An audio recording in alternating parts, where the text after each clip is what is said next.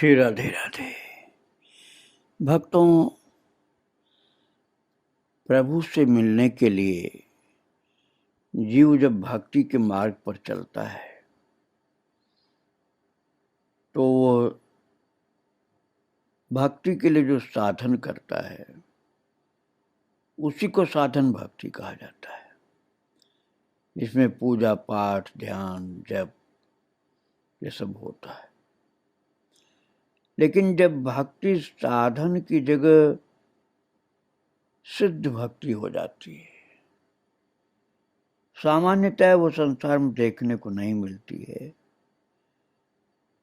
तो बस रोना धोना सिसकना आहों की जागीर, ऐसा होता है जीवन। और अब वही हो गया था स्वरूप निमाई जी का।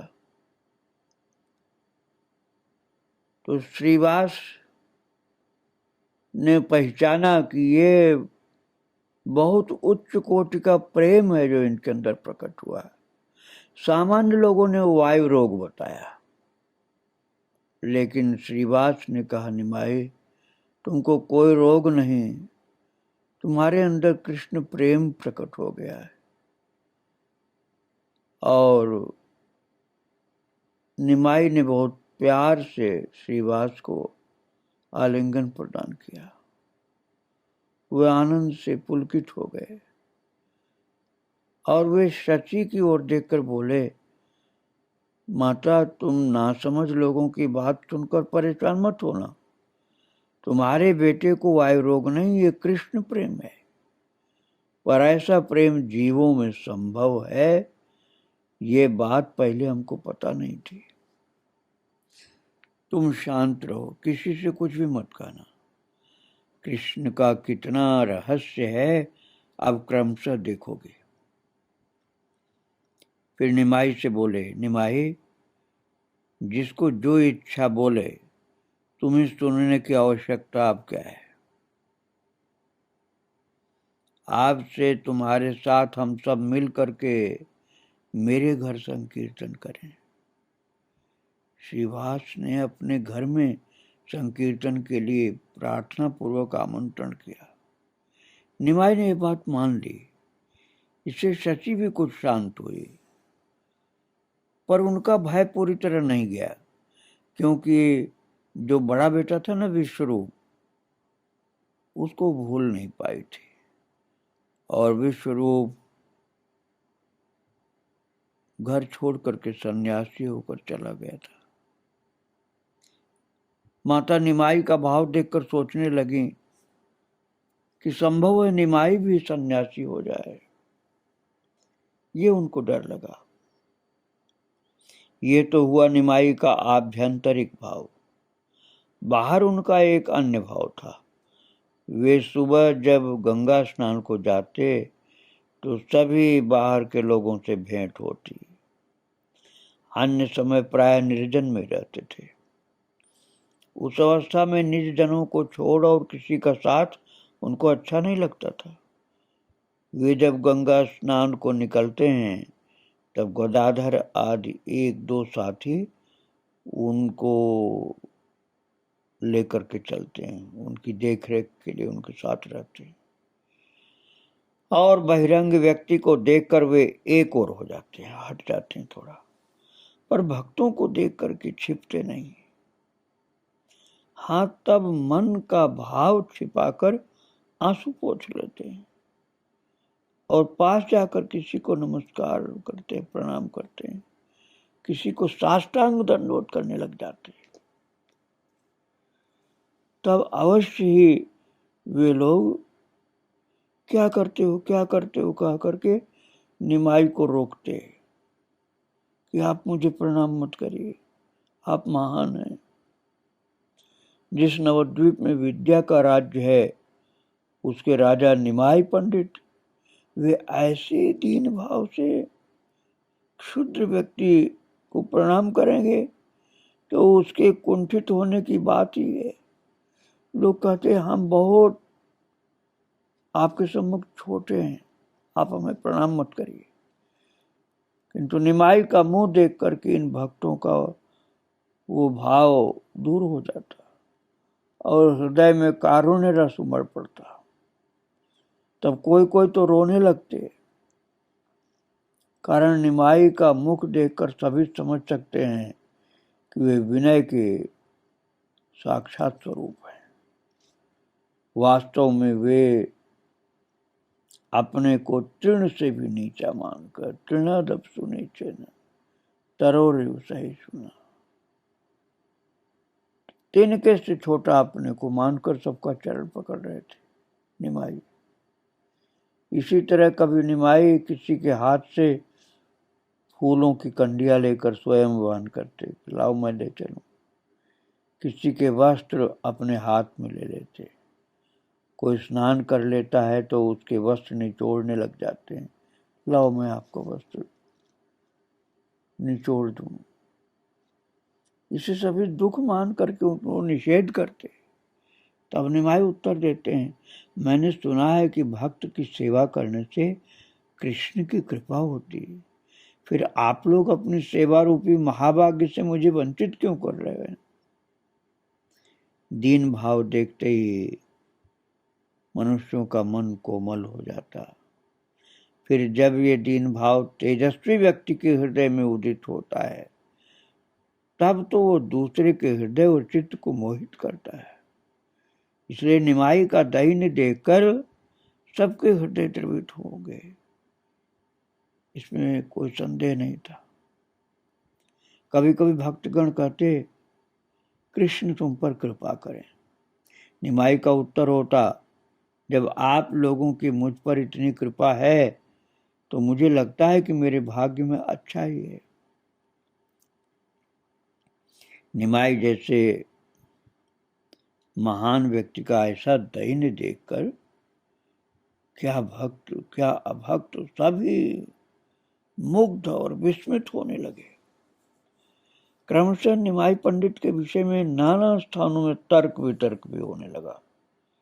जो पंडित निमाई की प्रतिभा से स्तंभित थे, उनमें से कोई कोई तो थोड़ा सा मन में सोचने लगे, अरे ये तो इतने प्रतिभावान, किंतु वही जब निमाई को देखता तो उनका सरल स्वच्छंद आनंदपूर्ण करुणा उद्दीपक चंद्रवदन देखता तो उसका वो भाव और टिक न पाता कि ऐसा नहीं सोचना चाहिए, इनके लिए तो बहुत महान है। जो वैष्णव भक्त थे वे बड़े आनंदित हुए। क्रमशः ये बात अद्वैताचार्य की सभा में पहुंची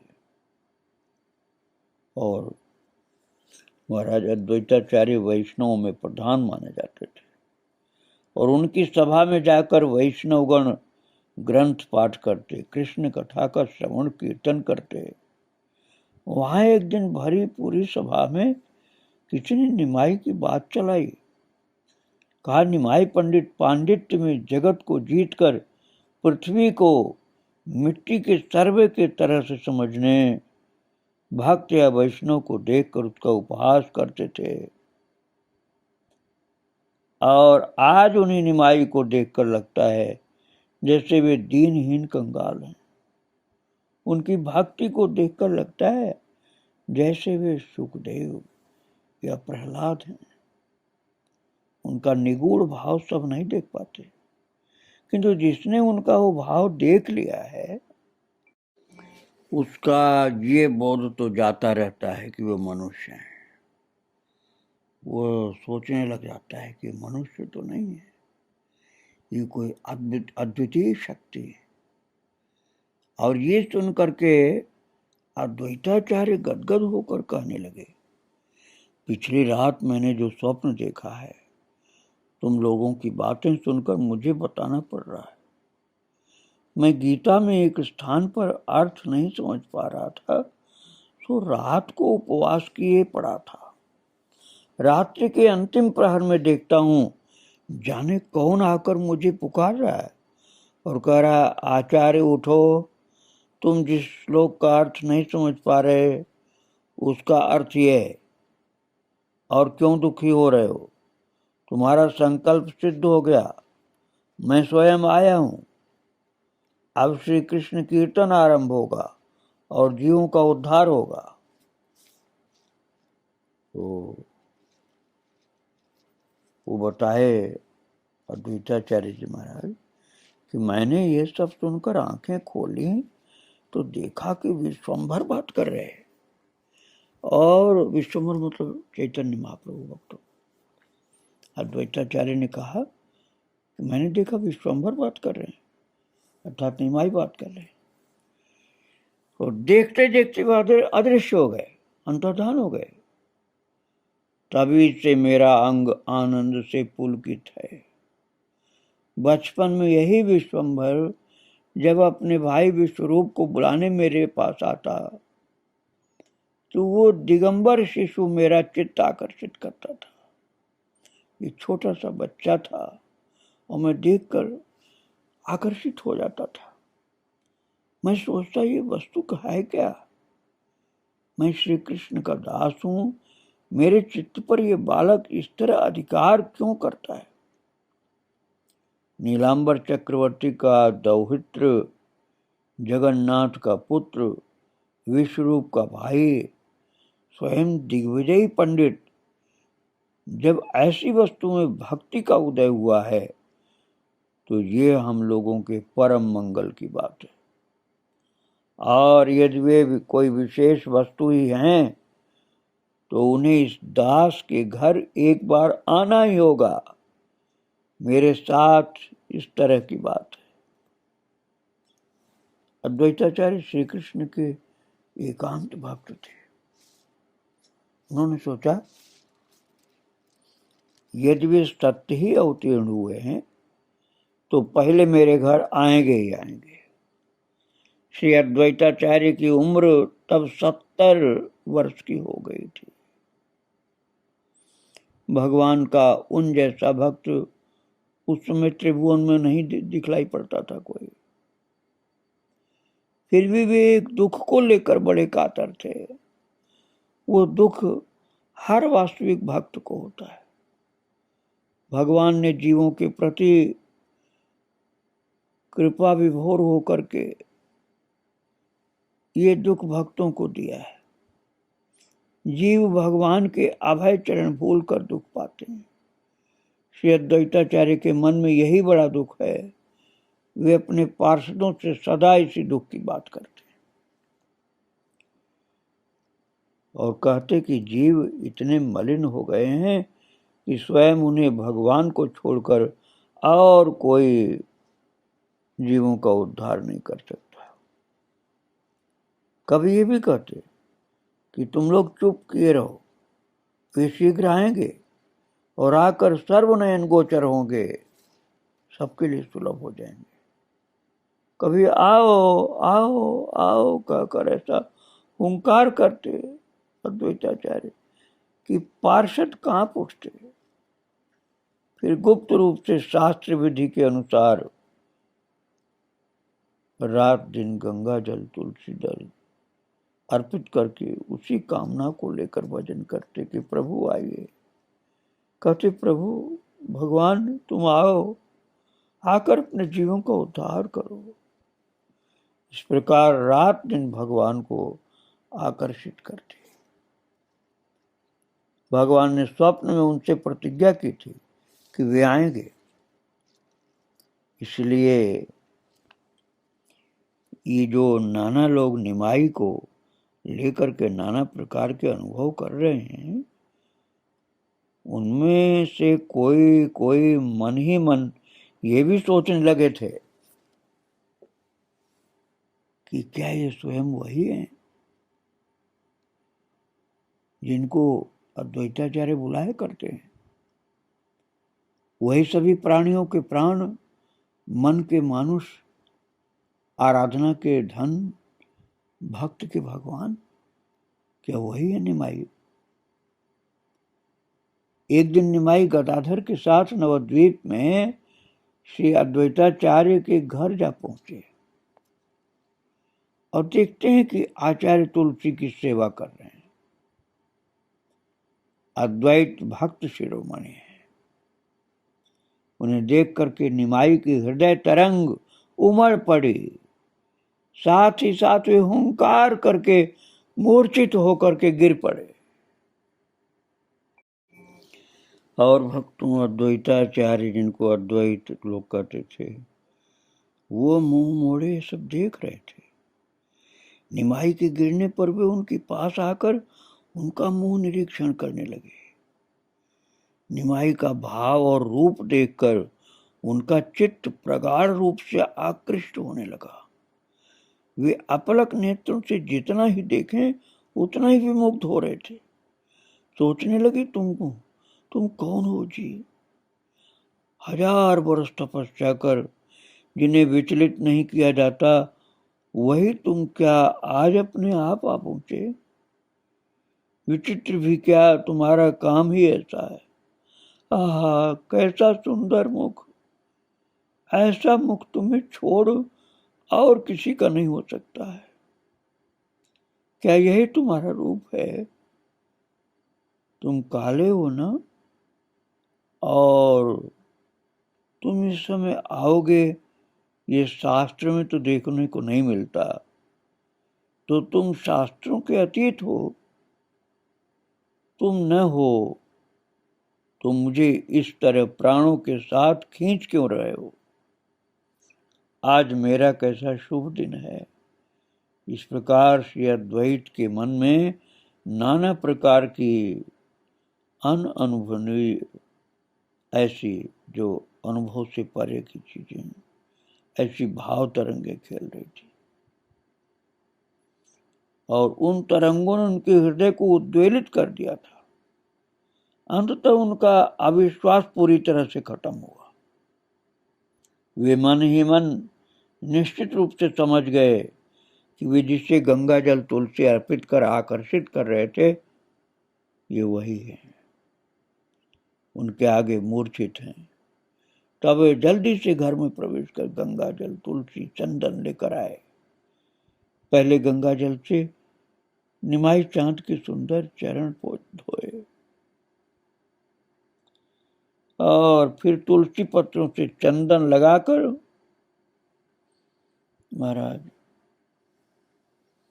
बहुत भाव से श्लोक बोलना शुरू किया।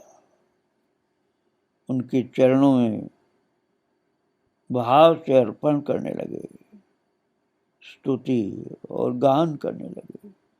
नमो ब्रह्मण्य देवाय गो ब्राह्मण हिताय च जगद्धिताय कृष्णाय गोविंदाय नमो नमः। ये श्लोक पढ़ करके चरणों में तुलसी देने लगे और प्रणाम करने लगे अद्वैताचार्य जी। गदाधर निमाई के साथ सर्वदा भ्रमण करते हैं, उन्हें प्राणों से अधिक प्रीति और प्रगाढ़ भक्ति करते हैं। वे से अद्वैत को महापुरुष समझते थे। आज वही अद्वैत तुलसी गंगा जल से निमाई के चरणों की पूजा कर रहे हैं। जिनको छोटा सा बच्चा देखा था पहले, आज उनको भगवान के रूप में देख रहे थे। और ये देख करके बड़ा विस्मय हुआ, आश्चर्य हुआ गदाधर को। निमाई के प्रति गदाधर का जो प्रेम था उसकी सीमा नहीं थी। इसलिए अद्वैत को निमाई की चरण पूजा करते देख ये सोचकर कि इससे उनके सखा निमाई का कोई अमंगल हो, ऐसा नहीं होगा, ये ठीक नहीं होगा। वे व्याकुल होकर अद्वैत से बोले, गोसाई क्या कर रहे हैं? ये बालक हैं, इन्होंने आपके प्रति क्या अपराध किया है कि आप इनका चरण पूजन कर इनका अकल्याण कर रहे हैं? तो बालक हैं आपके। इस पर से अद्वैत प्रभु गदाधर की ओर देख करके थोड़े हंस कर बोले, निमाई पंडित कैसे बालक हैं? अरे गदाधर, तुम इतने जल्दी नहीं समझ पाओगे इनको, धीरे धीरे जान पाओगे। ये सुनकर ही गदाधर के मन में आया कि निमाई पंडित क्या सचमुच ही भगवान है? इससे आनंद और भय एक साथ उदित हुआ कि हम तो बहुत छोटे जीव, ये भगवान है क्या। आनंद इस बात का हुआ कि मेरे लिए भगवान बिल्कुल सुलभ हो गए, अब तो मुझे भगवान को खोजना नहीं पड़ेगा। लेकिन भय हुआ, इतने दिन निमाई पंडित उन्हीं के थे, ये जो भगवान होते हैं तो क्या वे अब उनके रह पाएंगे, ये तो पता नहीं किसके किसके पास पहुंच जाएंगे, तब तो सबके हो जाएंगे। ये सोच करके गदाधर त्रस्त होकर निमाई के पास से एक दो कदम हट करके खड़े हो गए। और तभी निमाई को चेतना आई। वे श्री अद्वैत को अपने चरणों के निकट देखकर क्लांत होकर उठ बैठे और उनके चरणों में पड़कर कहने लगे, गोसाई, मैं भवसागर में डूब उतरा रहा हूं, तुम दयामय हो, मेरा उद्धार करो। मैंने अपनी अपवित्र देह तुम्हें दी, मेरे मस्तक पर अपने चरण रख करके मुझे पवित्र कर दो। मन में बड़ी साध थी कि तुम्हारे दर्शन करूंगा, आज मेरा भाग्योदय हुआ कि तुम्हारे चरण के दर्शन हो पाए। सुन करके अद्वैत थोड़े संदिग्ध चित्त हो गए, सोचने लगे जी ये सत्य ही भगवान है तो मेरे आगे अपने को छिपा क्यों रहे हैं और क्यों इतना दैन्य दिखा रहे हैं। पर अद्वैत ने अपना मनोभाव व्यक्त नहीं करके निमाई ने जो प्रस्ताव रखा था उसको सहज ही उसका उत्तर दिया। बोले, निमाई, तुम मेरे बंधु जगन्नाथ के पुत्र और मेरे सुहृद विश्वरूप के भाई हो, इसलिए मेरे अति प्रिय हो। वैष्णवों के मुख से यह सुन करके मैं कृतार्थ हुआ कि तुम पर श्री कृष्ण की संपूर्ण कृपा हो गई है। अब हम सब मिलकर स्वच्छंद होकर कीर्तन करेंगे। निमाई का दैन्य देखकर उन पर अद्वैत को जो संदेह हुआ कि ये कहीं भगवान कृष्ण ही तो नहीं है, वो क्रमशः बढ़ता गया और अद्वैताचार्य सोचने लगे कि ये वस्तु क्या सत्य ही भगवान है, क्या ये बालक सत्य में भगवान है। और इस चिंता में वे रात दिन निमग्न रहने लगे कि मुझे तो लगता है कि भगवान है, लेकिन ये ऐसी लीला कर रहे हैं कि नहीं, ये कृष्ण प्रेम के भिखारी एक सामान्य साधक हैं। कुछ दिन बाद सोचा कि यदि निमाई भगवान हैं तो अवश्य ही उनकी खोज करेंगे। ये सोच करके अद्वैत निमाई की परीक्षा करने के लिए उन्हें छोड़कर, नदियां छोड़कर शांतिपुर अपने घर चले गए कि अब ये मुझे खोजेंगे क्योंकि मैं इन्हीं का तो भक्त हूं। इससे श्री अद्वैत की महिमा एक बार अनुभव करने को मिलेगी। और भक्तों,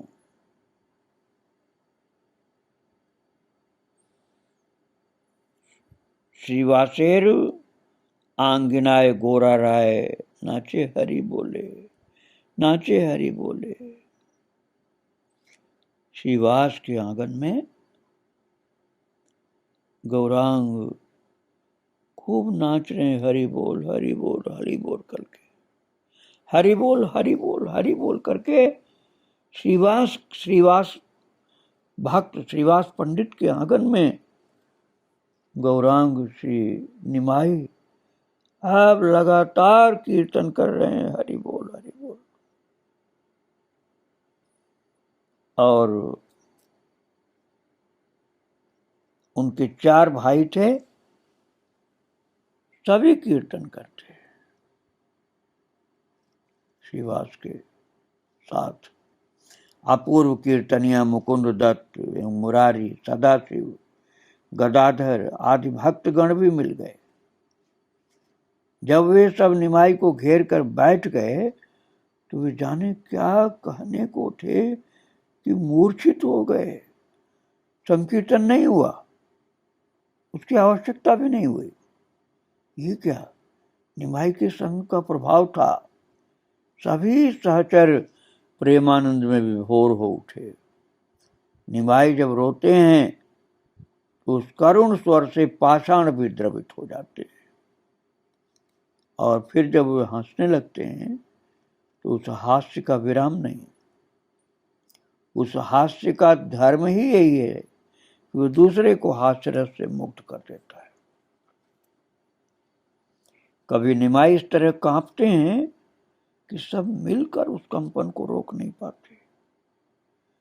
कभी वो किसी का गला पकड़कर रो कर कहते हैं, भाई कृष्ण को लाकर मेरे प्राण बचाओ। और कभी कहते, भाई कृष्ण भजो, ऐसे दयाल ठाकुर और कोई नहीं। ये सब निमाई एक आविष्ट अवस्था में कहते थे, आवेश की अवस्था में करते थे, कहते थे, किंतु जब जो करते थे वही सुंदर होता था। घर के भीतर स्त्रियां, बाहर भक्तगण, सभी आनंद उन्मत्त अवस्था में सब देख रहे हैं। और श्रीवास के आंगन में लीला सी हो रही। एकाएक निमाई चेतना पाकर कहने लगे, भाइयों मैंने अपने कृष्ण को पा लिया था पर खो दिया। इसके बाद वे बोले, गया से आते समय गौड़ के निकट कान्हाई नाटशाला गांव में प्रातः काल एक भुवन मोहन परम सुंदर कृष्ण वर्ण शिशु नृत्य करते करते मेरे पास आया था। उसके श्रीपदों में नूपुर बज रहे थे। वह अति चंचल की तरह हंसता हंसता मेरे पास आया, मुझे आलिंगन किया और तभी अदृश्य हो गया।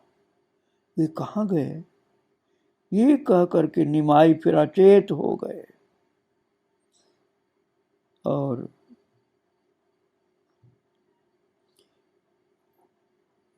महाराज कहा था पहले निमाई ने मुरारी आदि को शुक्लांबर के घर जाने को, और फिर कहा था, भाइयों कल सुबह मैं अपने दुख की बात तुम लोगों को बताऊंगा। उस दिन भी बताने की चेष्टा की थी, किंतु बताने लगे तो मूर्छित हो गए थे। भक्तों, इस प्रकार देखते देखते सुख की रात बीत गई। अपूर्व वस्तु देख करके लोग मुग्ध होते थे, किंतु निमाई के साथ केवल देख सुनकर मुग्ध हो रहे हैं ऐसा नहीं। निमाई के भाव में, भंगिमा में, स्पर्श में, बात में, रोदन में एक ऐसी शक्ति है जिससे उपस्थित भक्तगण विवश होने लगे, और निमाई के रोदन में रोदन, हास्य में हास्य, आनंद में आनंद भोगने लगे और चकित होते थे कि ये क्या हो रहा है सब।